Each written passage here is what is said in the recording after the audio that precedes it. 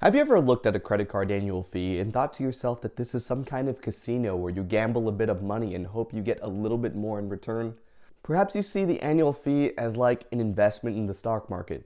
Maybe you can come out ahead, but maybe not. And certainly there are tons of credit card issuers that see annual fees this way. On one hand, they make tons of money from the transaction fees and on interest, and on the other hand, they stand to make some money off the annual fee as well.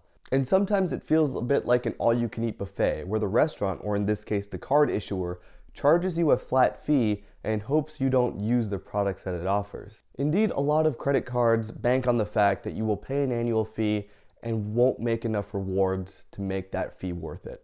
What's up everyone, and welcome back to the channel. Before we dive in, it would be a huge help to me if you can hit the like button down below, subscribe, and turn on notifications to help me with the YouTube algorithm. As a brand new YouTuber, it's really hard to get my videos in front of a lot of people, and you helping me out is doing me a huge favor. Thank you very much for your support. To give you an example, there is a card called the Blue Cash Preferred by American Express.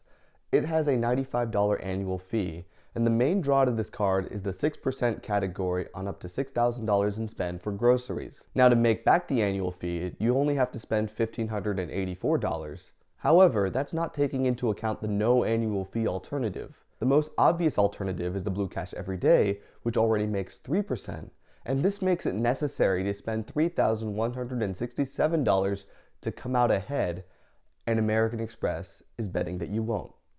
Another example is the American Express Platinum Card. Now, I made a video about the Platinum Card and I said it was pretty good, but listen, it has a $695 annual fee, and even though it has over $1,000 in credits to offset this, American Express is banking that you won't be using those credits. And this is what I mean. When you think of the American Express Platinum, the target customer tends to be someone that travels. However, when you think of a traveler, Walmart Plus doesn't necessarily come to mind. Neither is Equinox, and neither is Saks Fifth Avenue. Not all travelers, the target customer profile, will take advantage of those credits, and that's my point. They're counting on you not to, and that's how they make money off of that annual fee. And this dynamic between annual fees and high rewards multipliers often gives me a headache, and so I've generally sworn off annual fee cards unless the card has tangible benefits that I for sure can take advantage of. It's even better if the card gives me credits for goods and services that I was planning to buy anyway. Now, as I said earlier, I'm not a huge fan of annual fee cards that have nothing to offer except for large multipliers. And when I get a card with an annual fee, I need to make sure that it pays for itself. In this video, I will be covering 3 cards that completely cover their annual fees in the form of credits and anniversary bonuses that are related to the card's main focus. Cards like this are almost no-brainers as their annual fees are essentially zero, but come with additional rewards and multipliers and perks that a no annual fee card will probably never hope to match. Now, the first card on the list that comes to mind is the Marriott Bonvoy Boundless card. This is a hotel card targeted towards people loyal to Marriott properties. Other than the 6x back that you get on Marriott hotels, this card is not big when it comes to rewards multipliers. It charges a $95 annual fee that is completely offset by an anniversary night at the property worth up to 35,000 points. And if you do a quick search for Las Vegas, you'll see there are a variety of hotels worth $153 to $233 per night for 30,000 points, which completely offsets that annual fee. Marriott is a global brand and it has hotels all over the world, so you are almost certain to find some value in this card if you stay at a hotel at least once per year. Moving up the annual fee scale, we have the Southwest Airlines Rapid Rewards Priority Credit Card. That's a mouthful. This card is targeted towards frequent flyers of Southwest Airlines, because of course, why else would it be? Again, like the last card and many other airline cards, the rewards multipliers are pretty lackluster as well.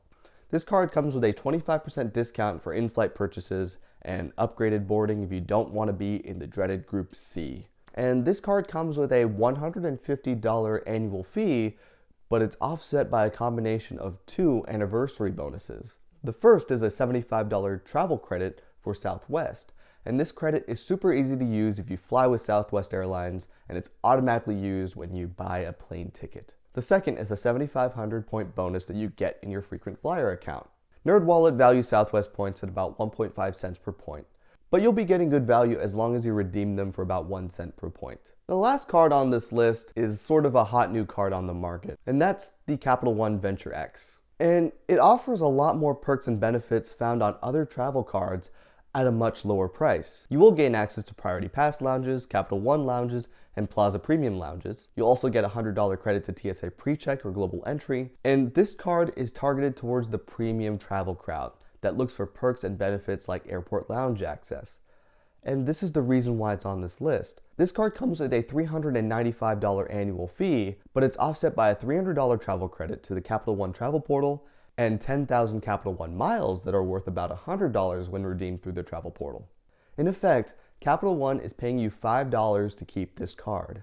I think at this point we're asking, what business sense does it make for all of these cards to offer offsets to their annual fees?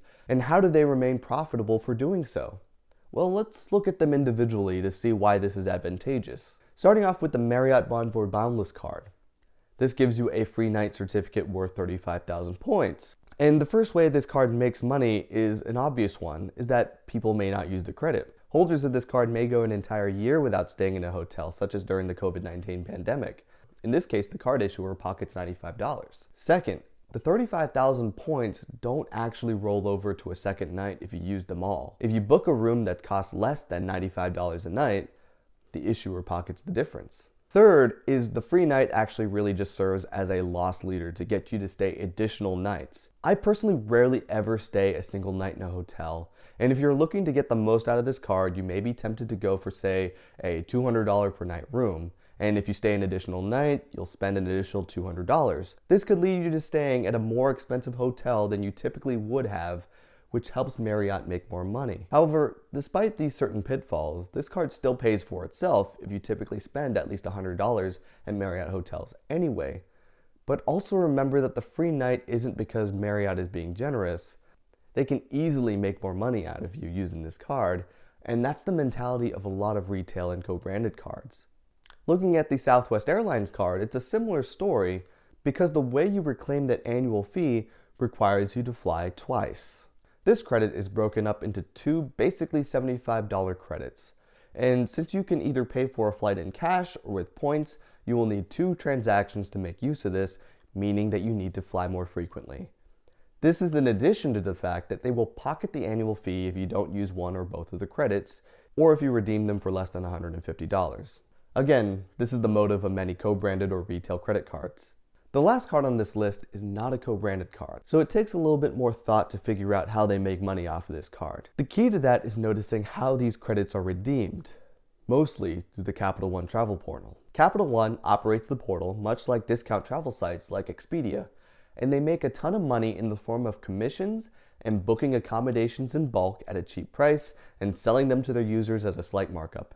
So let's work out a thought experiment here. And let's say you have a Venture X card and you plan to use the credits.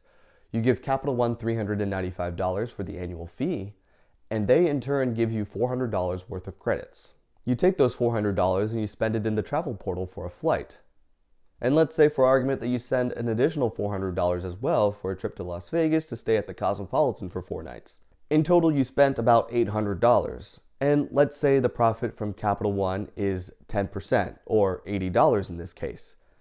They give you roughly 7% back in the form of Capital One miles, about $50 worth, and pocket the remaining 30. Now, keep in mind this is a hypothetical situation, and I have no idea what Capital One's profit margin is. It could be more, it could be less. However, the point I'm making is that Capital One uses this card to push their travel portal as an additional source of revenue.